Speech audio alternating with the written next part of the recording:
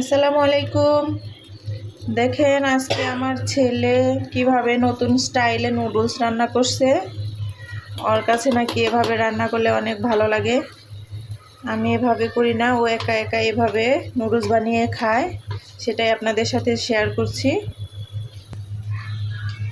এখন আবার কি যেন একটা দিয়ে দিল। এখন নুডলস এখানে দিয়ে দিবে। জানি না কিভাবে রান্না করবে, আমিও নতুন দেখতেছি এবং শিখতেছি। নতুন স্টাইলে নুডলস রান্না করতেছি। আরেক প্যাকেট দিয়ে দেওয়া হচ্ছে। এই তো এখন নাড়াচাড়া করে দিচ্ছে, সিদ্ধ হওয়া পর্যন্ত অপেক্ষা করি। এখন এখানে দিয়ে দেওয়া হচ্ছে নুডলসের সাথে যে মশলার প্যাকেটগুলো থাকে, সেই মশলাগুলো দিয়ে। উড়ে বাবা, অনেক লাল মশলাগুলো, মনে হচ্ছে অনেক ঝাল হবে। আরও কাঁচামরিচ দিছে, এগুলো খাওয়াই যাবে না, প্রচুর পরিমাণে ঝাল হবে।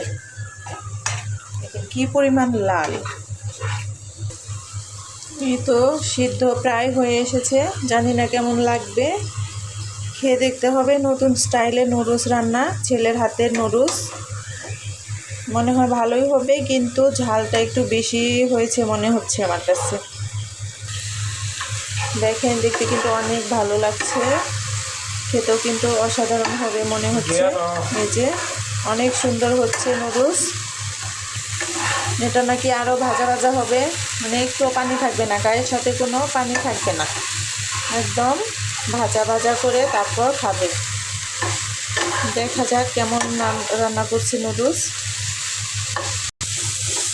এই যে দেখেন হয়ে এসেছে। এর আগে এভাবে রান্না করেছে কয়েকবার, খেতে অনেক মজা হয়েছিল।